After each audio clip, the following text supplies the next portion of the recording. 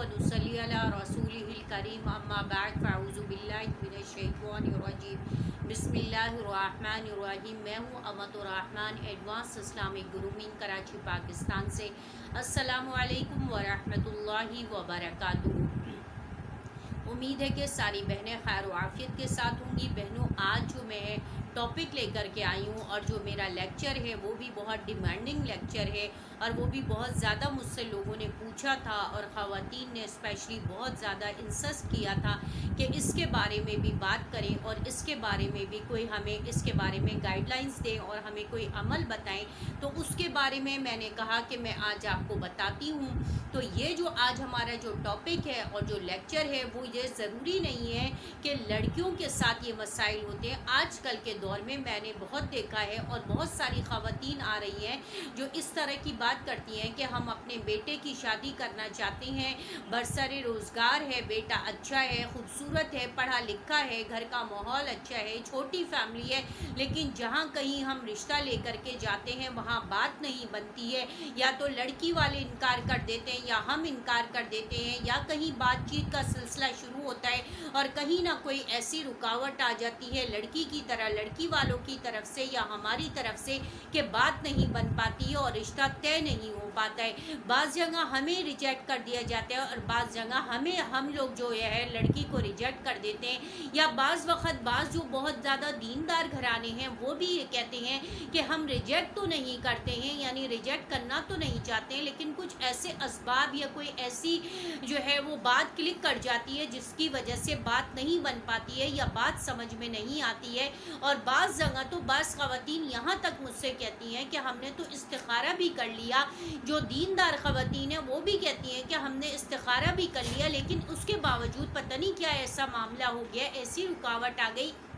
हमारा जो है वो बनती हुई बात जो है वो बिगड़ गई या बात तो पाई तकमील तक नहीं पहुंची। तो इसके बारे में हमें कोई अमल बताएं, इसके बारे में हमें कोई अमल बताएं। तो मैंने कहा कि ठीक है, आज मैं आपको इसके बारे में एक ऐसा बेहतरीन और मुजर्रब अमल बता देती हूँ जिससे मेरी सारी बहनें और वो लड़के और वो लोग जो शादी के सिलसिले में परेशान हैं, स्पेशली लड़कों की शादी के सिलसिले में परेशान हैं कि उनके लड़के अच्छे हैं, बरसरे रोज़गार हैं, लेकिन उसके बावजूद उनकी शादी की बातचीत चलती नहीं है या शादी की बात चलती है और ख़त्म हो जाती है या वो शादी करना ही नहीं चाहते हैं या कोई ना कोई ऐसी रीज़न हो जाती है कि फैमिली में उनका रिश्ता नहीं हो पा रहा है या आउट ऑफ फैमिली में भी जाते हैं तो वो बात नहीं बनती है। तो आज इसके बारे में जो मैं अमल लेकर के आई हूँ और आप लोगों को बताने वाली हूँ वो हज़रत मूसा अलैहिस्सलाम का अमल है। और हज़रत मूसा अलैहिस्सलाम आप लोगों को पता है कि जैसे कि अल्लाह ताला के लाडले और बहुत ज़्यादा जलील क़द्र पैगंबर थे और अल्लाह ताला ने उनसे कलाम किया था और उन्होंने अल्लाह ताला से कलाम किया जिसकी वजह से उनको कलीमुल्लाह का खिताब मिला। तो आज मैं उनका अमल और उनकी दुआ और उन्होंने जो अल्लाह से मांगा था तो अल्लाह ने ना सिर्फ उनको घर दिया बल्कि उनका निकाह भी करवा दिया और उनको रहने का ठिकाना भी दे दिया। तो आज मैं उनकी दुआ और उनका अमल आप लोगों के सामने लेके आई हूँ। इस अमल को यकीन के साथ कीजिएगा। ये जो अमल है ये सिर्फ और सिर्फ स्पेशली उन लड़कों के लिए है, लड़कियां ये अमल नहीं कर सकती हैं या लड़कियों की शादी के लिए अलग दुआएं हैं, अलग अमल है, वो इंशाअल्लाह मैं कल के लेक्चर में आप लोगों को बताऊंगी। लेकिन आज का जो लेक्चर है, आज का जो मेरी वीडियो है वो इस बात पर है कि लड़कों की शादी में जो रुकावटें हैं, जो बंदिशें हैं और जो शादी नहीं हो पा रही है या कहीं ना कोई बात हो जाती है जिससे उनका रिश्ता तय नहीं हो पा रहा है, तो उनके सिलसिले में ये आज का जो मेरा लेक्चर है ये उनके लिए है, क्योंकि ये हज़रत मूसा अलैहिस्सलाम की दुआ है और हज़रत मूसा अलैहिस्सलाम ने अल्लाह ताला से इस दुआ को मांगा था, इस दुआ को पढ़ा था तो अल्लाह ने उनको ठिकाना भी दे दिया था और अल्लाह ने उनका निकाह भी करवा दिया था और 10 साल तक उन्होंने पैगंबर की खिदमत में, पैगंबर की तरबियत में रह करके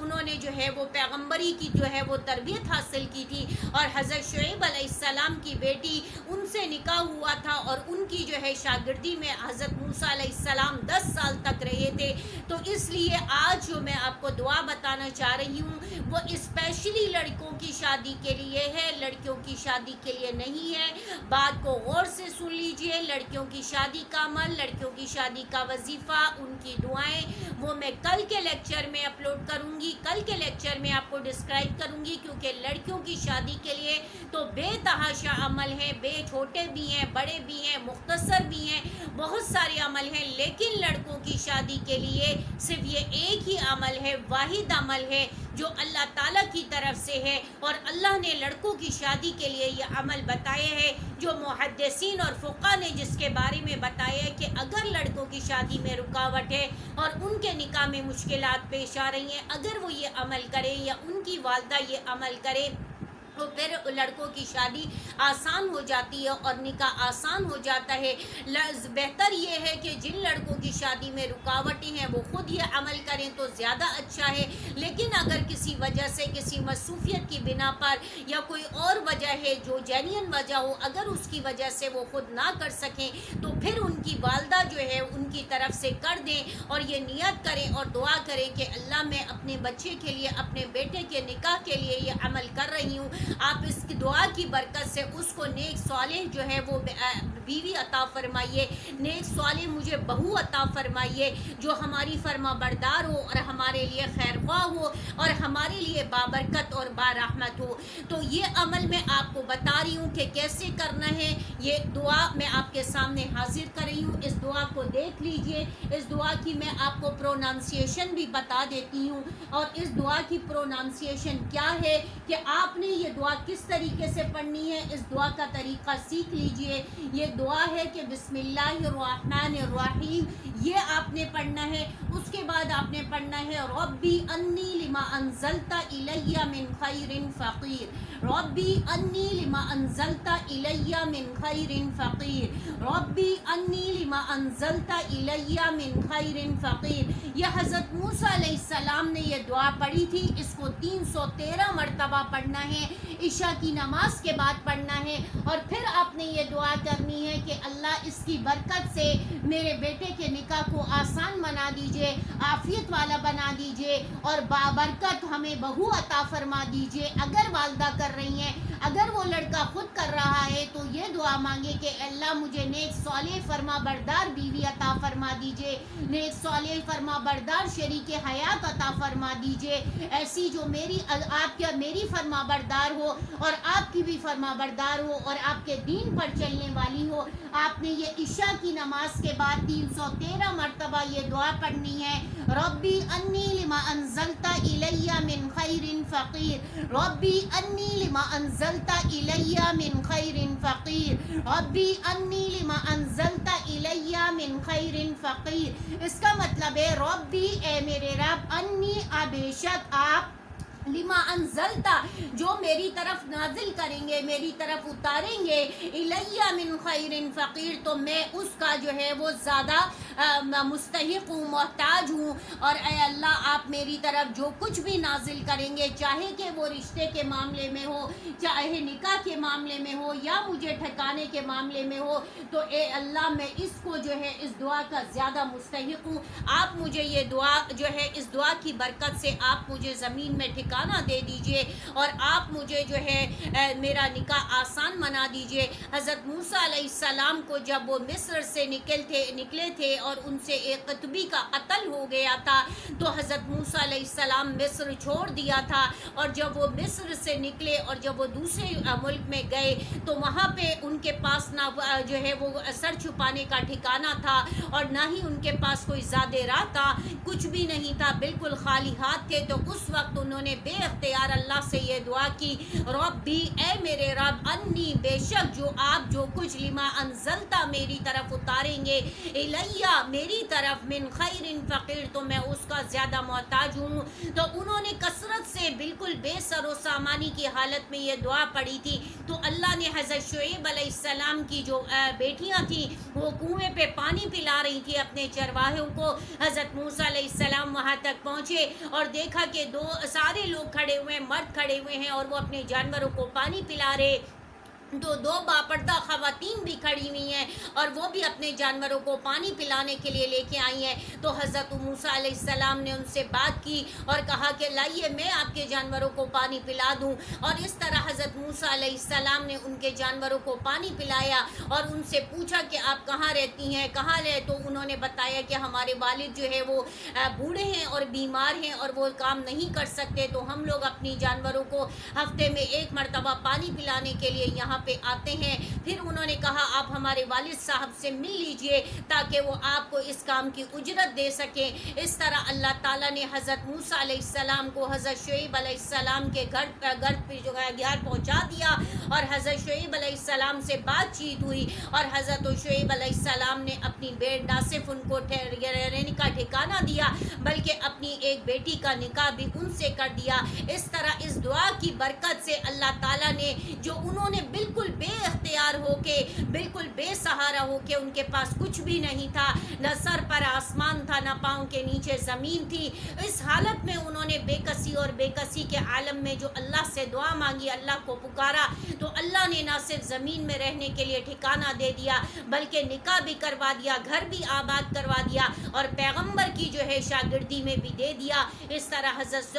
شعیب علیہ السلام کی شاگردی میں اور ان کے گھر حضرت موسیٰ علیہ السلام نے تربیت میں 10 سال گزارے. تو یہ دعا لڑکوں کی شادی کے لیے ہے. اگر لڑکے اپنی شادی حاصل کرنا چاہتے ہیں اور پڑھنا چاہتے ہیں اور یہ چاہتے ہیں کہ ان کا نکاح آسان ہو جائے, ان کو ایک اچھی زوجہ مل جائے, ایک اچھی لائف پارٹنر مل جائے, ایک اچھی شریک حیات مل جائے, تو اس کے لیے بہتر ہے کہ وہ 313 مرتبہ اس دعا کو عشاء کی نماز کے بعد پڑھیں, ربی انی لما انزلت الی من خیر فقیر. تو انشاءاللہ اس دعا کی برکت سے ان کا نکاح میں جو بھی مشکلات ہیں, تکالیف ہیں, رکاوٹیں ہیں, جو بھی ہے وہ سب کچھ ختم ہو جائے گا اور ان کا نکاح آسان ہو جائے گا. دوبارہ سے پڑھ کے سنا دیتی ہوں, ربی انی لما انزلت الی من خیر فقیر, ربی انی لما انزلت الی من خیر فقیر. ایک